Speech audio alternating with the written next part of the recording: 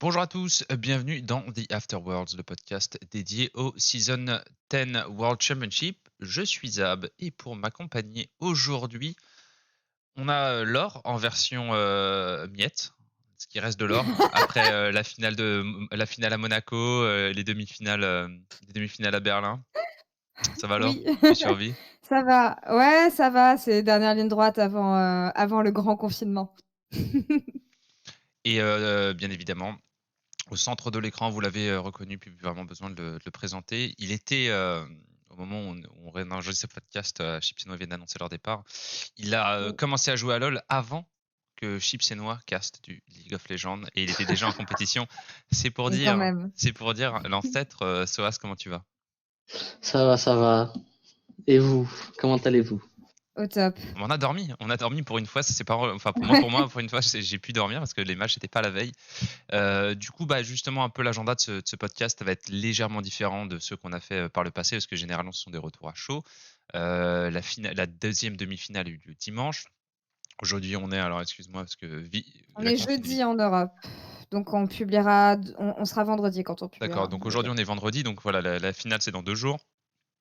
Même ce sera vendredi en soirée, donc dans une journée et ce demie. sera le lendemain, ouais. Ouais, voilà. Donc on va parler un peu, voilà, de cette anticipation de la finale. On va peut-être commencer à faire un peu un demi-bilan parce qu'on a la chance d'avoir Paul. Donc voilà. Bon, première chose, bah, la nouvelle, hein, au niveau World, c'était la victoire inattendue de Suning contre Top Esport. Top Esport Seed, un chinois qui avait plus ou moins terrassé Suning lors de la LPL Mmh. dans les confrontations directes, qui se retrouve face donc à son petit frère, et le petit frère a bien step up dans une méta jungle centrée avec SoFM qui explose. Euh, Ça a été un BO extrêmement violent en termes d'agressivité. Soaz, toi, tu connais bien la LPL, tu as même fait l'analyse desk en LPL l'année dernière. Est-ce que tu t'attendais à une demi-finale aussi agressive? Enfin, je connaissais un peu, j'ai regardé un peu, mais je connaissais un peu moins cette année, forcément. Et t'avais dit quoi à la fin? Désolé. J'ai demandé, est-ce que tu t'attendais à une demi-finale aussi explosive, aussi agressive, avec des first pick Lee Sin et Après, hum, en Explosive, ouais, regardant, mais agressive, non, je dirais, en globalement. regardant le match Fnatic, ils ont réalisé déjà qu'il fallait changer quelque chose au niveau jungle. Euh, donc, ouais, ça dépend des équipes, je pense, mais après, forcément, ça va être un peu comme ça. Niveau Fnatic, fallait exploiter le mid-jungle et ils ont découvert ça assez tard dans le BO. Et contre G2, on savait que ça allait être explosif de ouf dans tous les cas. Du coup, ça c'était clair dès le début du BO. Mmh. euh, Pour un BO Shin-Shin, ceci dit, c'était le BO qui, des Worlds, avait le moins de kills combinés par minute. Donc, tu vois, agressivité dans les drafts, mais pas forcément dans les games. Zab. Ouais, ouais. Alors, justement, parlons peut-être un petit peu des drafts. La game 1, donc, cette priorité Lee Sin permanente, hein, puisque on a un 2 red side de Lee Sin lors des Dans les 2 deux premières premières games, games, ouais. exactement. En réponse à Jhin first pick, Jhin qui monte en priorité, hein, qui s'annonce comme le blind pick de ce patch.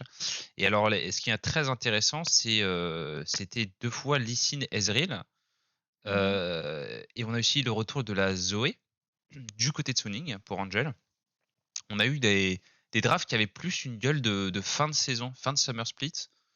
Ouais, Euh, c'est full lane. ouais, full laning. Euh, Toi, tu penses quoi, par exemple, Soas, de la méta bot de ces Worlds avec Senna Jhin, tu kiffes ce genre de méta? Je pense qu'en fait, au début, les équipes, pendant les Worlds, ils essaient de découvrir un peu la méta qui se passera pendant les Worlds. Et maintenant, ils sont plus confiants sur leur base et du coup, ils essaient d'exécuter les compes où ben, tu as besoin de gagner enfin, tu gagnes ta lane et tu snowball, quoi. Alors qu'au Mhm. début, c'est plus on va y aller doucement, on pique des comptes un peu plus teamfight, etc., etc., avec de la Ori ou autre. Et maintenant, c'est plus on, on, on joue pour nos lanes et on essaie de snowball ça. Et vu que l'équipe, plus tu gagnes, plus t'es confiant. Du coup, c'est naturel, j'ai envie de dire. Souvent dans les Worlds, ça se passe un peu comme ça. Ouais. Toi, Puis alors, dans ce BO, au ouais, final, grosse priorité, comment dire, sur 3 games en tout cas, c'est la pick red side qui est laissée au top. Chose qu'on n'avait pas trop. Enfin, on avait commencé à voir jusqu'alors, mais c'était. Comment dire, ça s'alterne entre le support et le top laner. Ici, sur 3 games de suite, on laisse vraiment le last pick au top. Je sais pas, j'ai trouvé intéressant de voir ce shift et surtout. Dans ce dernier BO, on a quand même pas mal de nouveaux picks qui arrivent. On a le retour du Wukong, retour de la Zoé, comme tu l'as dit, Azir. River Shen, qui fait son apparition aussi. Et moi, je l'ai grave kiffé Ouais. de la part des Il a Suning. détruit la game, quoi. Non, mais vraiment, c'est le pick peut-être que je retiendrai le plus de ces BO, le River Shen de SOFM. Et puis il y a ce Jax Ouais. qui a pointé plusieurs fois le bout de son nez, mais qui est une réponse simultanée. En plus, bon, on a un top laner pour une fois, donc on va pouvoir en parler plus en détail. Parce qu'à chaque fois, on veut parler de la top lane parce que c'est super important dans ces worlds, et on a eu que des mid laners, donc c'était compliqué.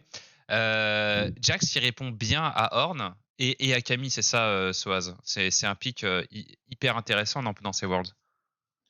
Je pense que pour répondre à Ornn, faut que tu aies quand même une stratégie avec ton mid jungle.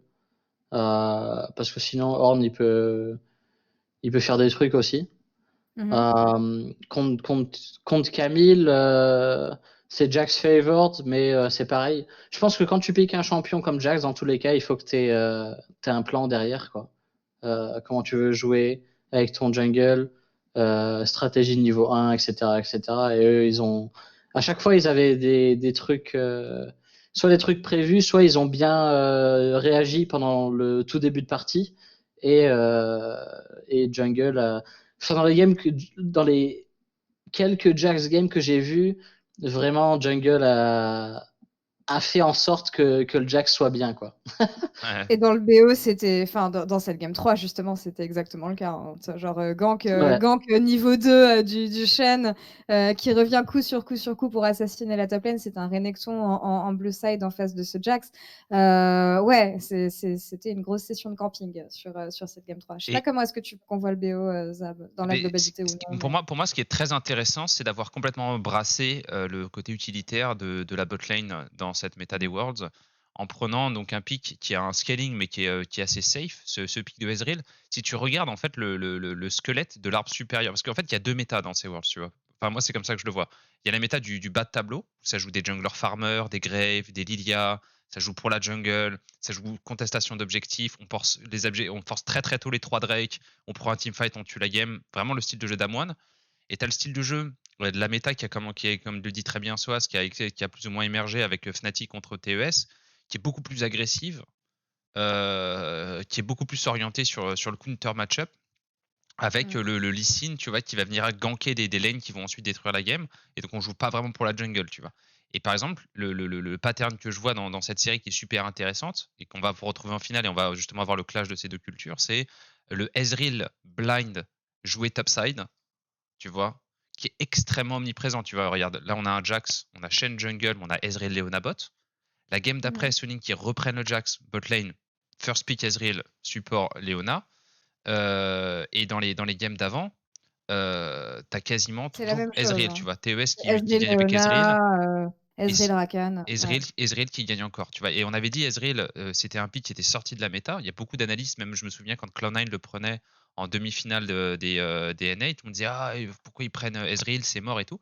Et là, tu te rends compte que finalement, même avec Senna, le fait d'avoir une lane safe et de pouvoir jouer topside, c'est une vraie clé de victoire, d'après moi. Après, peut-être que les Damoines vont dire le contraire, tu vois. Mais c'est comme ça que je vois les choses. Pour rebondir justement là-dessus, de manière générale, Soaz, parce que pour une fois j'ai un top laner et je suis content parce que moi c'est probablement les match-ups où je connais pas toutes les subtilités. Est-ce que tu es satisfait de la méta top ou est-ce que tu penses qu'il y a des choses qui n'ont pas été piques dans ces Worlds que tu aurais aimé voir? C'est difficile pour moi de dire des choses que j'aurais aimé voir parce que j'ai pas forcément joué beaucoup récemment et vu que je regarde pas, enfin je me suis pas renseigné au niveau scrim ou autre, ce que les joueurs jouent. Mais au fond, moi, je suis assez satisfait des champions qu'on voit. On voit un peu de tout, que ce soit self-sustaining top ou des, des gros champions à engage comme des blind Camille, des trucs intéressants comme ça. Du moment qu'il y a, en tant que spectateur ou autre, du moment qu'il y a de l'action, je pense c'est pareil pour caster ou peu importe, tout le monde est satisfait. Et puis même quand sont des match-up Horn ou autres, il y a toujours des choses intéressantes à voir. Du coup, je pense il y a toujours forcément des champions à voir. Comme on avait vu, on peut voir. En fait, ça dépend en fonction des bans, forcément. Mais s'il y a des volleybans ou des horns, ça dépend. Mais c'est possible qu'on continue à revoir du Jax ou autre, quoi. Jax, C'est Irelia, peut-être Ouais, contre ça reste Jace. la Irelia. lane la plus ouverte en termes de pick, hein, la top lane au final. Mais je pense que Irelia, tu peux te faire beaucoup trop abuse, mais. Contre Jace, je pense, parce que tu sais, il y a eu des blind Jace qui sont partis. Et Bin, le top laner de Sonic, c'est un main Ouais. Irelia. Ouais. Ouais, mais là, tu verras des Bah, c'est jungles lui qui qui vont l'a faire joué d'ailleurs. tu verras des jungles qui vont faire des niveaux de gank contre la Irelia ou des trucs comme ça. Et je pense que si tu joues contre vraiment une bonne équipe, jouer Irelia contre Jay, c'est beaucoup trop risqué. Euh, Après, purement 1v1, c'est bien. Enfin, c'est ok, quoi. C'est même pas forcément beaucoup Irelia favor. Mais je pense que ça serait abuse Irelia comme champion. Et surtout que déjà que tu pourras pas jouer vraiment teamfight avec ce champion, quoi. C'est nul. Ouais, il y a quelques semaines, en sortie des group stage, j'avais eu l'occasion de parler avec Bwipo assez longuement et il m'avait dit que selon lui, la méta top était assez ouverte pour que tu puisses jouer à peu près n'importe quel champion. Genre, chaque truc, comment dire, les top picks avaient tellement d'ouverture qu'en fonction de ton plan de jeu, énormément de champions pouvaient devenir situationnels. T'es d'accord avec ça? Ouais, en fonction de ce que tu aimes bien jouer, tu peux faire un peu ce que tu veux, surtout que la plupart des équipes donnent de la speak au top. Mhm. Du coup, en fait, pour toi, ça open complètement ta stratégie enfin, ton plan de jeu. Tu peux la speak top en te disant, tu peux le sac et prendre un match-up où tu seras OK dans ton match-up et tu pourras jouer en V2. Ou Ouais. tu peux counter pick si tu as une bonne stratégie avec ton jungle mid ou autre. Euh, du coup, dans les deux sens, tu peux jouer énormément de champions. Euh, vu que c'est plus le Aatrox, Ouais. Horn, etc., quoi. Et Trox, Horn, Mordekaiser, de la sainte trinité du Spring Split. Bon, Soaz, on prend quoi dans la draft aujourd'hui? Bah, moi, ce sera Etrox, Horn ou Mordekaiser. De toute façon, les gars, ok. C'était ce qui est toujours dommage, hein, parce que Après, c'est vrai. ils étaient forts, les champions, mais la méta top était assez stale, quoi. Du coup, Ouais, il ouais. y avait pas beaucoup de stratégie avec ça. Mais je pense que c'est intéressant parce que après, du moins au top, au mid, il y a des trucs à faire aussi. Jungle, pareil. Bot, je pense que c'est assez. Enfin voilà, quoi. Tu sais ce que les gens vont pick. Ouais. En sup AD, il y a 99% du temps, j'ai envie de dire. Mais sur les autres lanes, il y a beaucoup de trucs à faire. Alors, pour revenir un tout petit peu sur le cœur du BO, je pense qu'il y a un point important à noter, notamment en approche de la finale.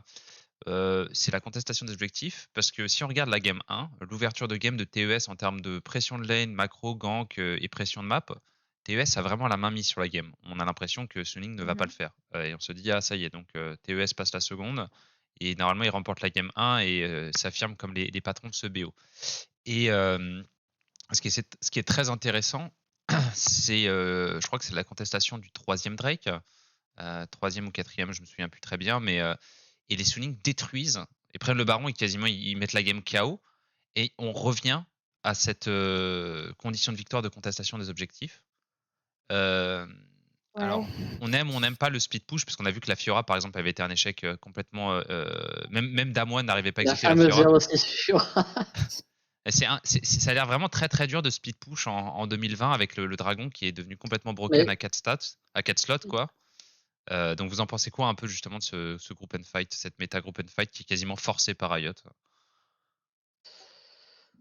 Je vais laisser parler Paul, bah, il s'est déjà beaucoup exprimé là-dessus. Mais j'aurai un point sur Swinning après, justement, en complément.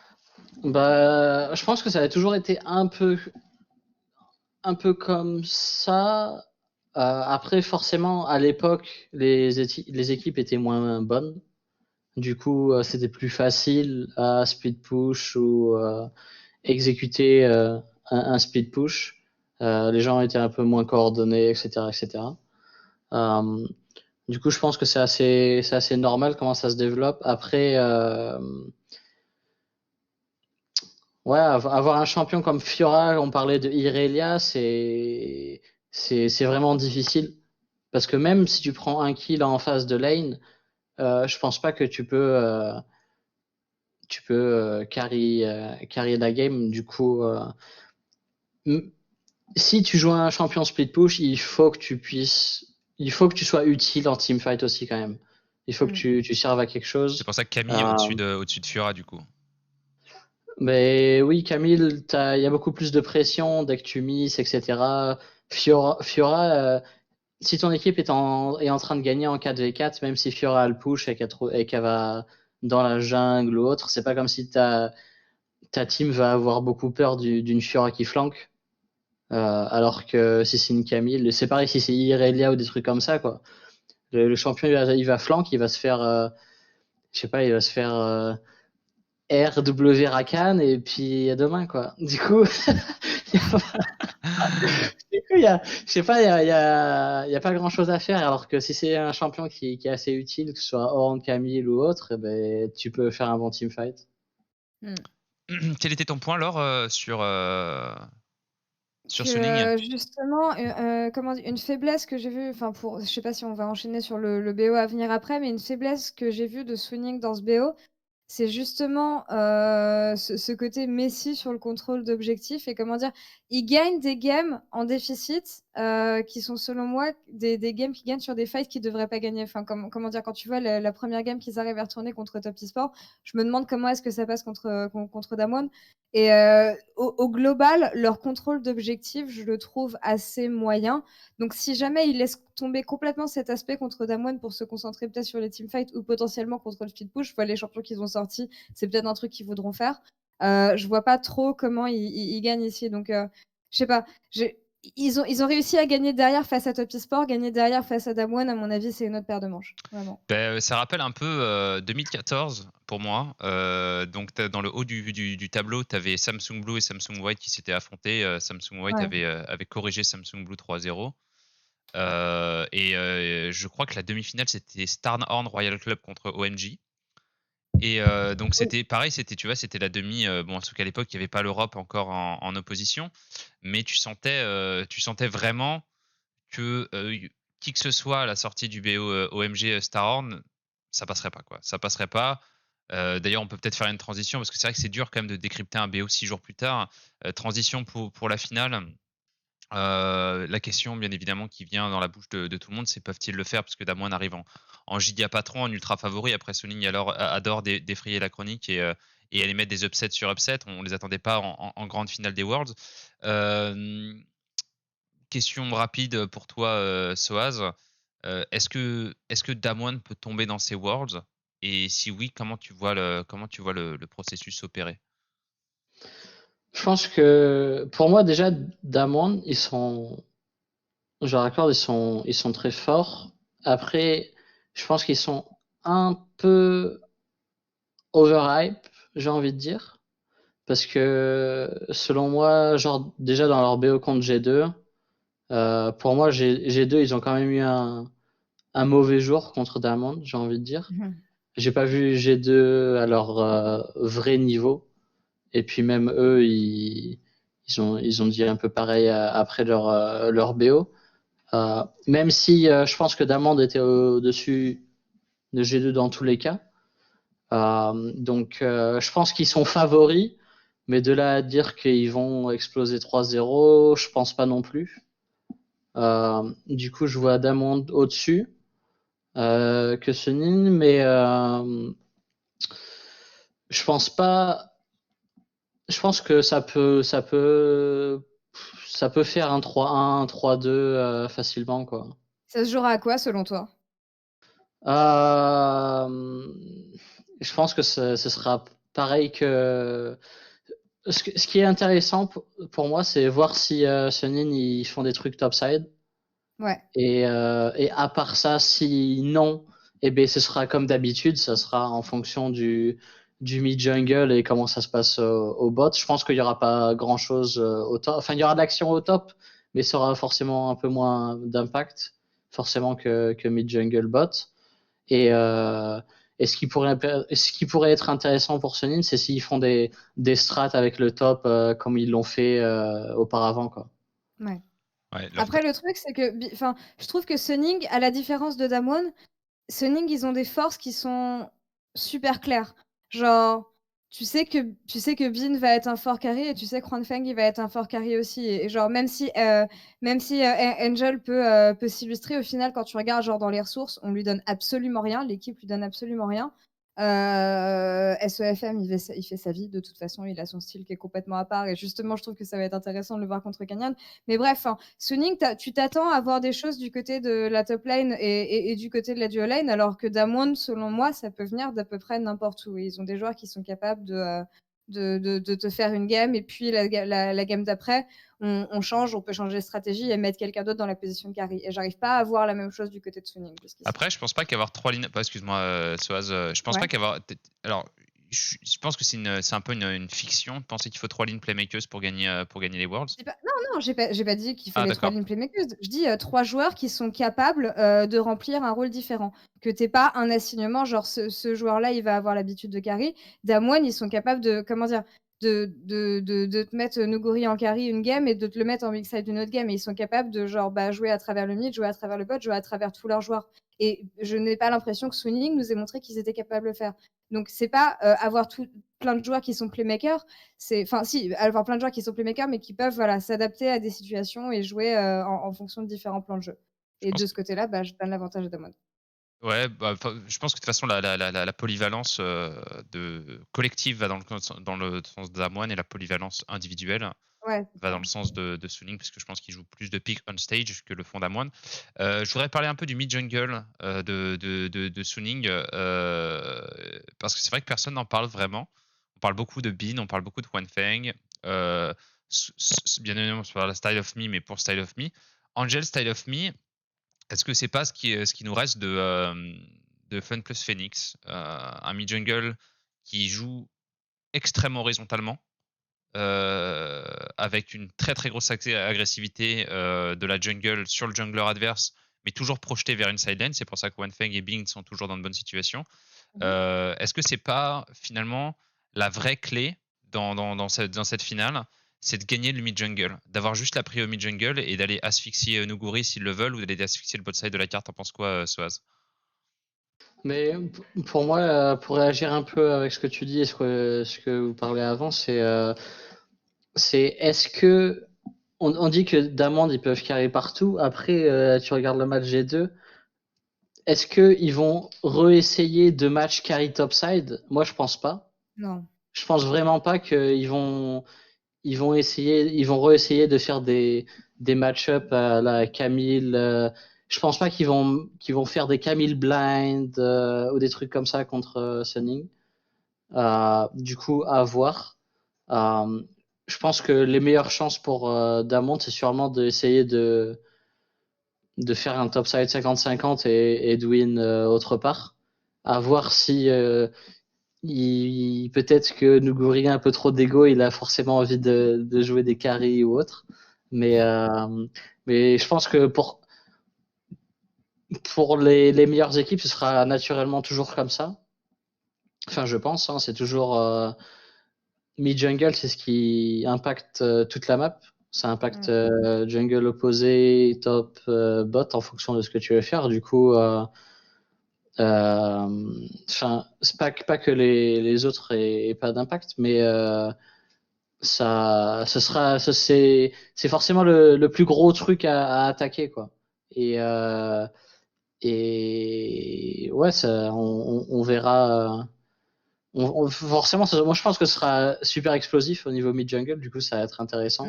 Et je pense que eux, ils ont compris aussi que s'ils veulent pas se faire rouler dessus avec des carry top bizarres ou autres, peut-être, ils vont faire de même, quoi. Ouais, de toute façon, Nogori, il est en tank duty depuis le début des Worlds, je le vois bien rester là-dessus. Tank et Mais Lulu, il a ouais. essayé, Et se rendre utile. il a essayé un peu contre G2, Ouais. mais bon. Ouais, c'était pas ouf. 0-6-0.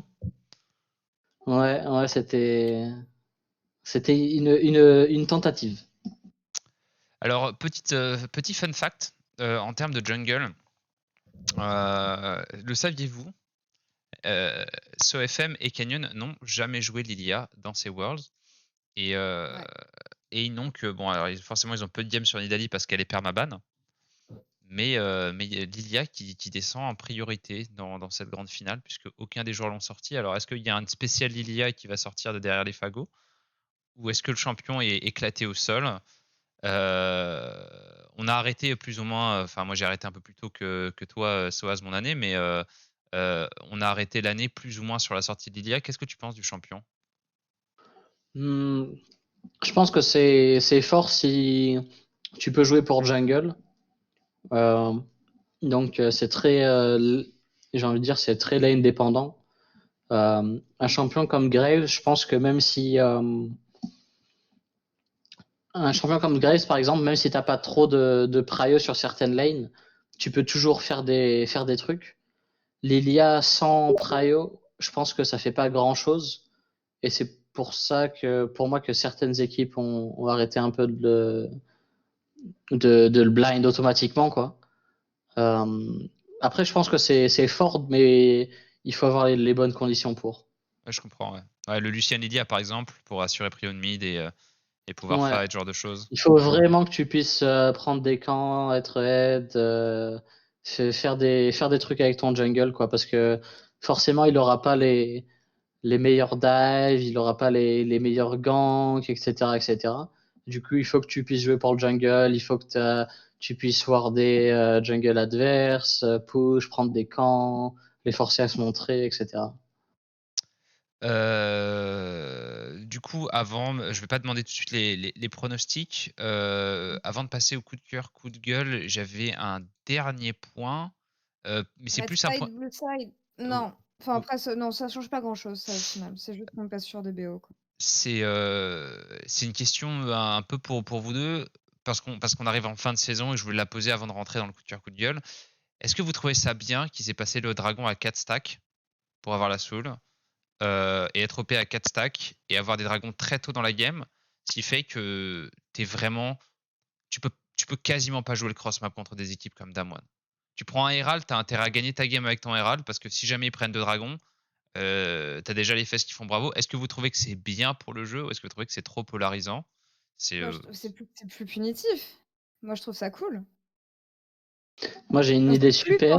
On sait plus pendant longtemps, justement, que tout ressemblait à la même chose. Je trouve que, justement, ça a un peu cassé ce truc-là.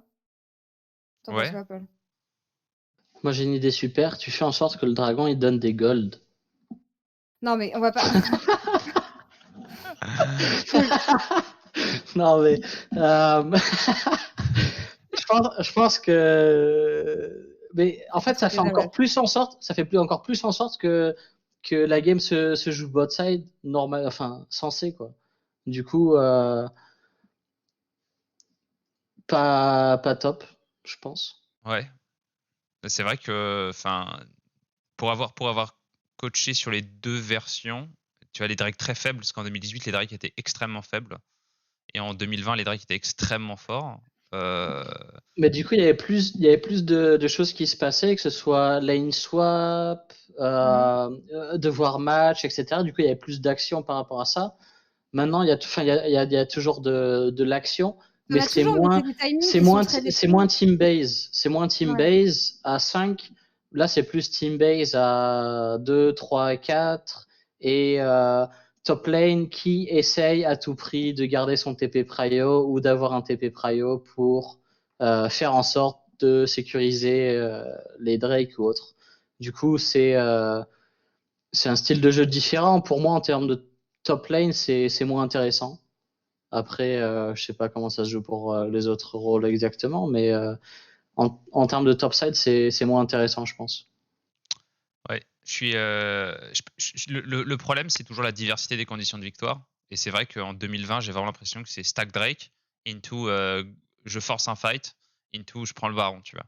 Alors, bien évidemment, toutes les années, il y a eu le facteur polarisant. Si tu prends en 2018 où le dragon était très très faible, le baron était complètement broken. C'est-à-dire que tu prenais un baron, la game était gagnée, surtout que c'était bon, il y avait des bannières de commandement, etc., qu'ils ont enlevé par la suite, mais le baron, c'était ta game, parce qu'il n'y avait aucun moyen de finir une game si tu prenais pas le baron, donc c'était du baron dancing pendant 30 minutes.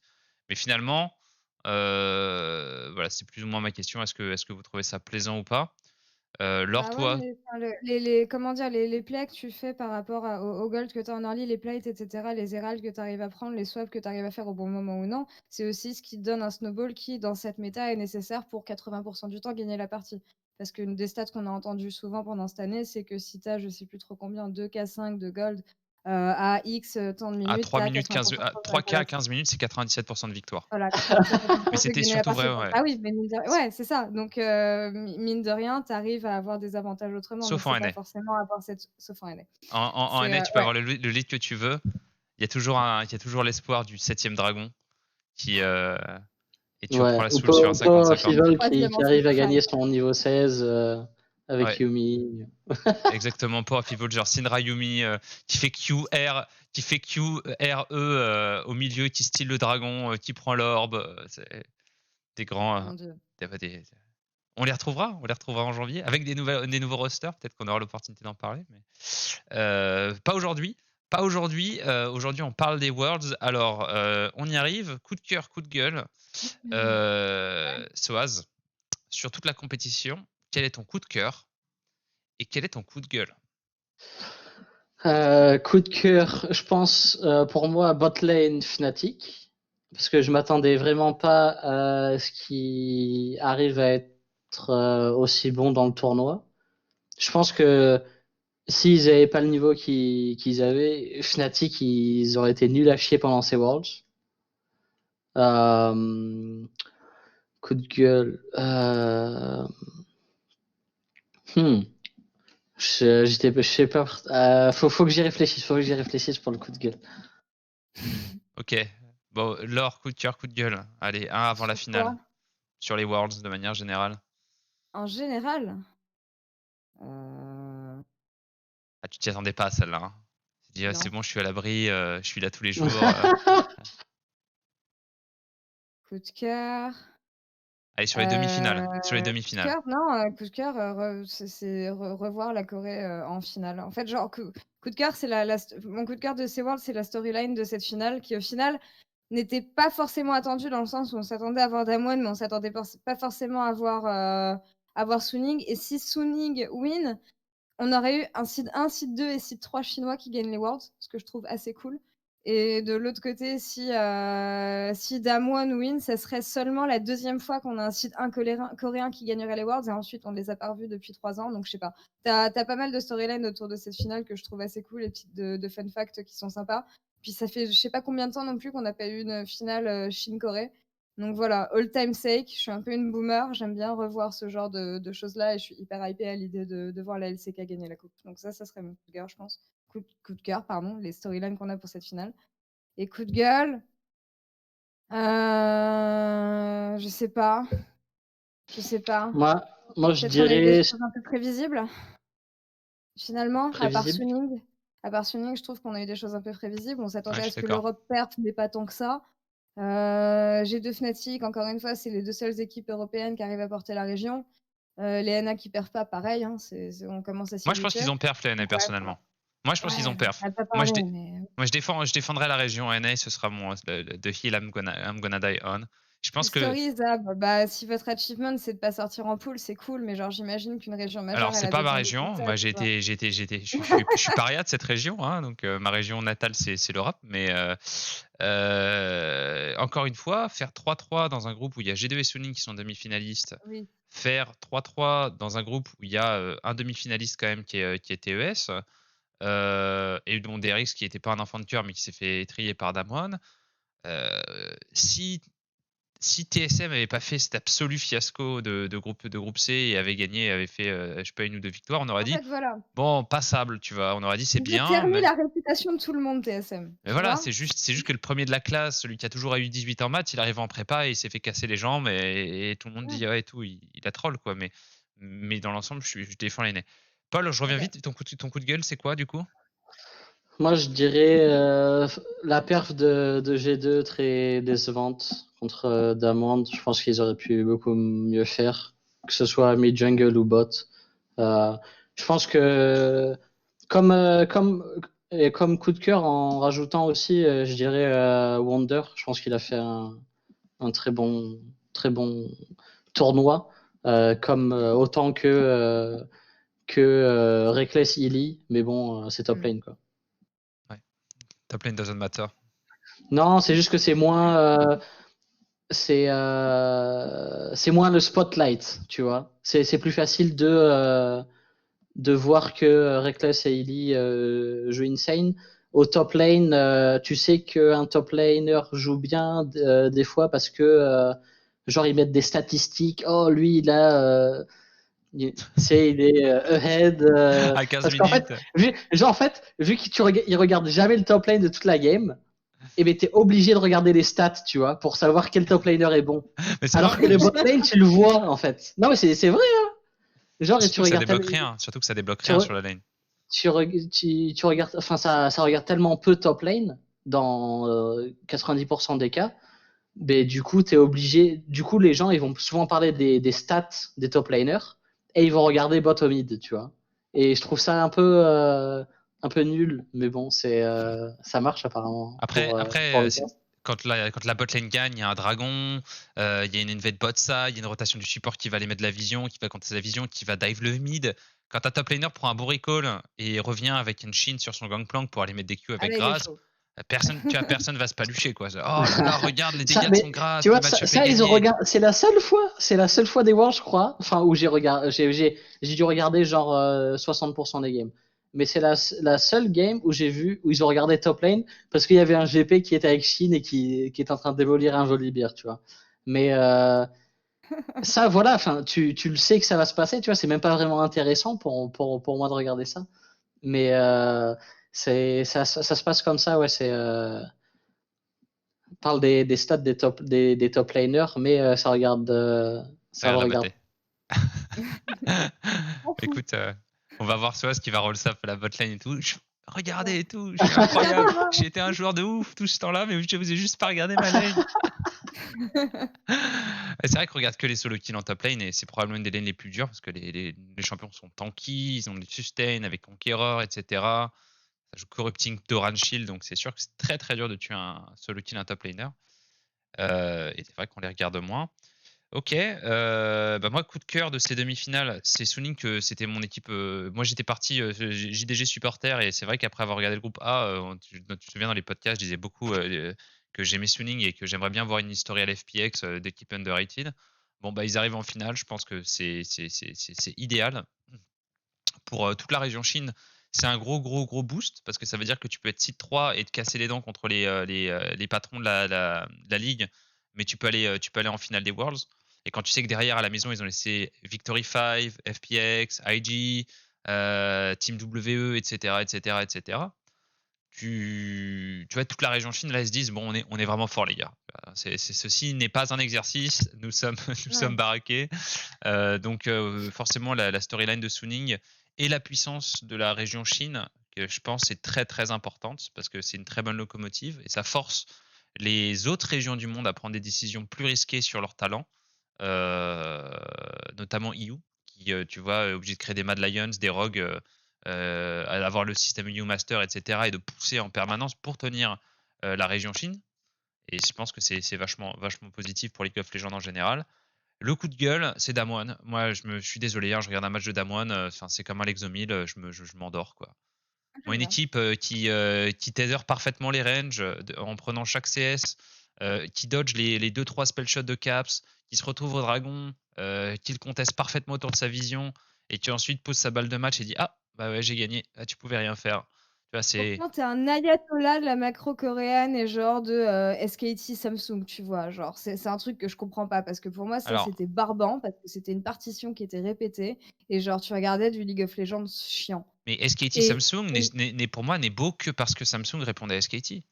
Voir SKT contre n'importe quelle autre équipe en 2016, mais tu bois une grosse bouteille de Javel, quoi, tu vois. C'était chiant à mourir. Mais par contre, c'était vachement intéressant parce que c'était la première fois qu'on avait deux équipes coréennes qui connaissaient parfaitement la macro, qui se retrouvent face à face et qui jouent des games de 55 minutes chacune parce que ça joue au micro-détail, parce que tout le monde comprend tout dans tous les sens. Donc, c'est du très très haut niveau de jeu, tu vois. Donc là, c'est intéressant. Mais regarder Damwon éclater des gens qui comprennent pas le tempo ou la vision parce qu'ils font une petite erreur et dire ah bah ouais, bah Damwon ils sont trop forts, c'est chiant, quoi. Donc là, j'espère que Suning ils vont faire des invades niveau 1 et des swap lane. Ils vont faire du Shen Jax, ça va être. Shen Jax, c'est grave, ça. incroyable, hein. River on va le revoir, c'est une certitude. Ça pourrait devenir le pic de la finale, hein. Mais c'est trop. Je pense que. Enfin, je pense que ça se fera ban parce que Ah ouais. ils vont. Soit ça se fera ban, soit ils vont l'utiliser et je pense que ce sera la game qui vont gagner. Enfin, sûrement la première game qui vont gagner contre Diamond si c'est open. Ok. Oh là là, les calls. Coach Soaz.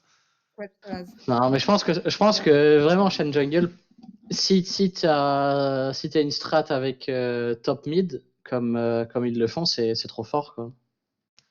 Big up à Spica d'ailleurs, hein, qui l'avait sorti chez TSM. Je crois que c'était le premier à l'avoir sorti. Ouais, je pense. Donc big up Et à lui, hein. Spica aussi qui a fait Il a fait des quand Pure même Worlds. qui sûrement le meilleur joueur ENA pendant les Worlds, Imo. Tactical aussi, hein. J'ai pas trop regardé Tactical, mais je pense que Spica a fait des très bonnes games. Non, mais malgré son équipe.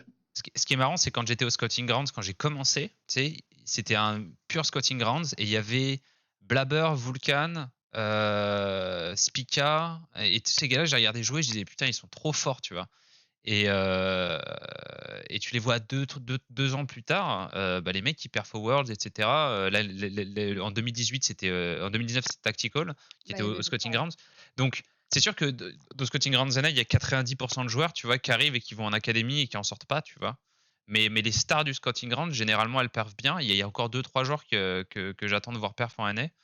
Peut-être pour l'an prochain. Après, le marché NA a l'air de s'être centré sur les gros talents, encore une fois. Après avoir rebâché toute l'année qu'il fallait développer les nouveaux talents, ont l'air d'avoir sorti le shake une fois de plus. Ça, c'est pour Twitter, ça. Twitter et Reddit.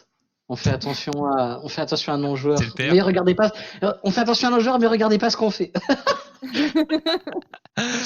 Bah écoutez, on arrive aux 3 quarts d'heure. Peut-être parler un peu, comment dire, de bilan de ces Worlds, parce que bon, au moment de la finale, on peut déjà faire le bilan. Alors, on va jouer à un jeu, c'est underperform, overperform, d'accord. Donc je vais vous dire un joueur, une équipe ou une région, et vous me dites overperform, underperform et pourquoi. Ok. Ok, donc on va commencer avec Soaz. Fnatic, underperform, overperform et pourquoi. Moi, je.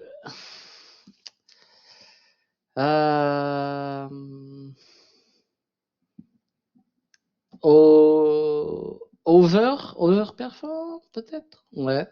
Mais parce que naturellement, dû à la botlane, je pense que sans ça, ben, ça allait être un tournoi très très difficile et sûrement ils allaient se faire beaucoup bash. Mais bon, je pense qu'ils ont un peu sauvé l'image, j'ai envie de dire. Ouais. Ok. L'or, forcément, on va prendre le direct. G2, underperform, overperform et pourquoi. underperform quand tu regardes les résultats de l'équipe de l'an dernier, forcément. On passe d'une finale à une demi-finale. Ils ont pas fait. Ils gagnent les 2 splits en Europe, mais ils les gagnent pas avec le même panache qu'en 2019. Hein. C'est une équipe qui, on l'a dit de toute façon, de par la façon dont le jeu était joué, était forcément un petit peu moins forte. Donc underperform en ce sens parce qu'ils nous ont habitués à mieux. Mais bon, après, encore une fois, ils ont réussi à s'adapter. Et Jankos a appris à jouer autrement. Ils ont appris à chambouler un petit peu leur force pour reconstruire un G2 qui avait du sens. Mais quand même. Je pense que, encore une fois, s'ils avaient montré un meilleur visage contre Damwon, ils auraient pu gagner. C'est une équipe qu'on aurait pu voir en finale. Donc, en ce sens, je dirais underperform. Bon, Soaz, les NA, underperform, overperform et pourquoi? Mais là, tu peux pas dire c'est expected. Du coup, forcément underperform.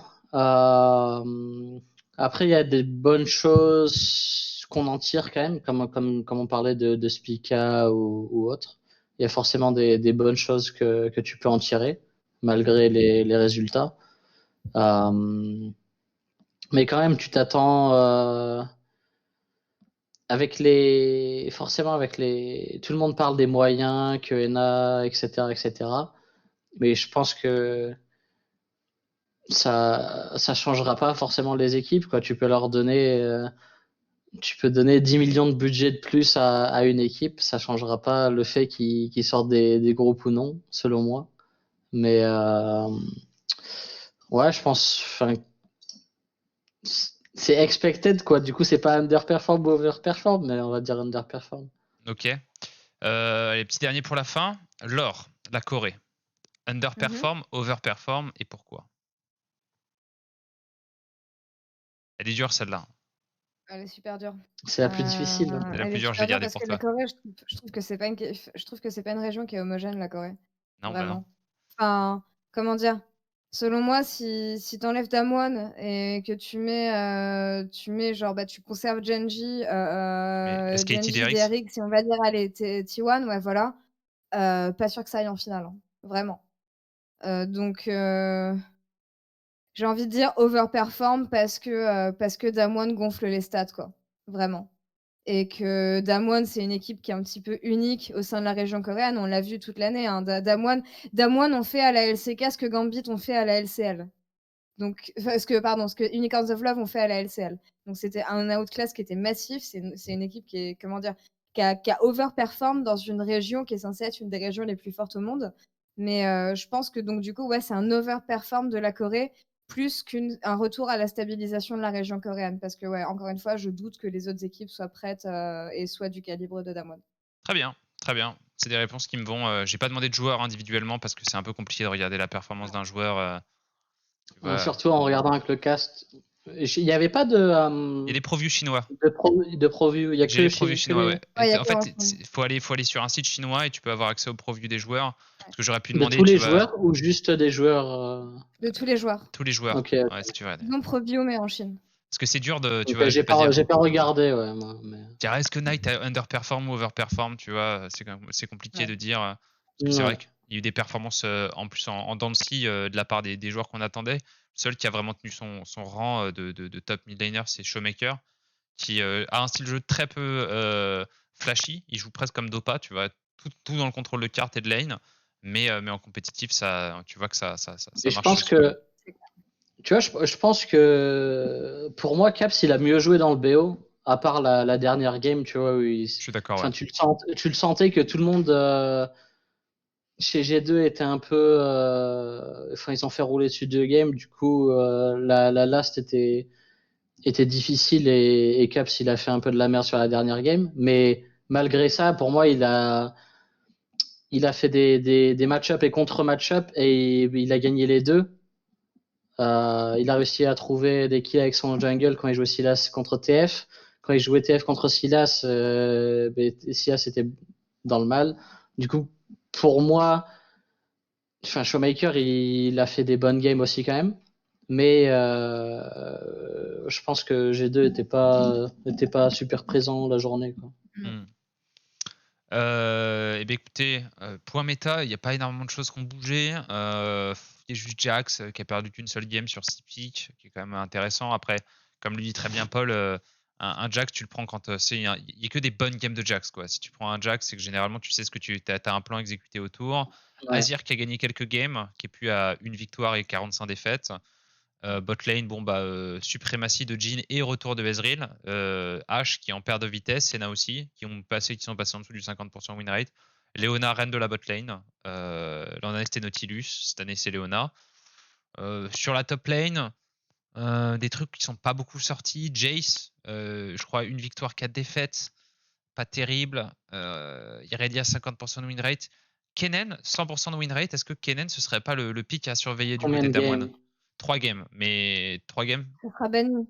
Je pense qu'il le banne contre Damwon Kennen. Parce que, comment dire, Kennen, c'est un pic qui est trop spécifique à la Corée pour que selon moi, Suning ait une réponse, enfin, une réelle réponse et qu'il se sente capable de gérer le Kennen. Donc, à mon avis, c'est un ban qui partirait contre le champion. Mais à voir. Après, je pense qu'il peut jouer Jace, peut jouer Ryze, peut jouer. Enfin, je sais Il y pas. a les champions à jouer. Après, c'est quand même jouable dans tous les cas. Après, je pense que ça dépendra beaucoup de jungle, mais c'est un champion ok, quoi. Je pense que c'est pas ouf. Et puis moi, ce que j'aime pas avec Kennen, c'est s'il y a possibilité dans l'équipe ennemie d'avoir exhaust, ben là tu serviras pas à grand chose. c'est- Ouais, c'est Du pas coup, si dur. Hein. avec la méta actuelle, je pense que ça dépend des équipes et ce qu'ils veulent, quoi. Si tu as forcément besoin d'avoir l'ignite pour forcer la pressure au bot ou autre, mais si t'as pas besoin et que tu peux juste avoir une exhaust, que ce soit avec ton mid ou sup, ou même bot lane, si c'est possible d'avoir des ignite exhaust ou des trucs comme ça avec ADC ou sup, c'est difficile. Ouais, je vois. Eh bien, écoutez, je pense que ça fait son tour de contenu. Merci à toi, Paul, pour nous avoir éclairé. Merci de ta présence. Merci à toi. Merci Laure de ta présence et de ton assiduité. Pour une Merci fois, à on vous fait pas ça avec 3 heures de sommeil. T'imagines pas le bonheur. Je peux Oui. articuler des idées sans. Je sais D'habitude, qu'il y en a beaucoup qui ont titube. demandé dans les commentaires pourquoi il n'y avait pas de podcast. C'est ma faute. C'est parce que j'ai Et pris la l'avion finale. juste après la demi-finale et qu'après j'étais fatiguée et que voilà. C'est pas important, on en fera des podcasts, on aura le temps de parler de League of Legends de toute façon. Du coup, n'hésitez pas à suivre si vous ne l'avez pas déjà fait en disant Soaz sur Twitter, @Soaz. Ton actualité, Paul, c'est le Mercato, je suppose. Ouais, Mercato. Shadowlands sur WoW, Cyberpunk qui sort en décembre. Ça dépendra de Monsieur Grotouan. Mais je sais pas. Pour l'instant, je joue un peu à ADS. Faut que je me reforce à reprendre du League. Et à part ça, Viens flex en goal Oula. avec nous au Vortex. C'est une bonne manière de reprendre League. Tu vas sans pression. Franchement, Laure, moi, elle je est une suis très chaud bonne hein, zère. pour faire des games marrantes. Hein. Ah, mais sérieux, mais tu sais que j'ai un alors très là, bon tu vas te Ivern. marrer. Ça, c'est une J'ai un très bon certitude. Ivern. Tu sais que le Ivern que j'ai bossé quand j'étais chez IMT, tu sais, j'avais dit que j'allais monter un compte Ivern. Et bah, du coup, je peux jouer Ça quasiment fait que une Ivern. Tyler One. Ouais, je peux jouer que Ivern sur le serveur EU parce qu'il ne demande aucune mécanique. Tu vois, mais il n'y a pas de mécanique de clear et tout. Et du coup, je joue Ivern en Europe. Donc, peut-être qu'un Après, jour. c'est vraiment un champion marrant à jouer, quoi. C'est extraordinaire. Bref, on en parlera peut-être une autre fois. Merci de nous avoir suivis. N'hésitez pas à vous abonner à la chaîne de Laure. N'hésitez pas à lâcher votre petit commentaire en dessous et votre pouce bleu parce que ça compte pour le référencement et que la chaîne de Laure, un jour, peut-être qu'elle sera dans les recommandations YouTube quand on aura Kenny West et Donald Trump en featuring pour parler de la finale des Worlds 2053. Enfin, tout ça. Passez une bonne fin de journée. On se retrouve bientôt. Ciao, ciao. À plus.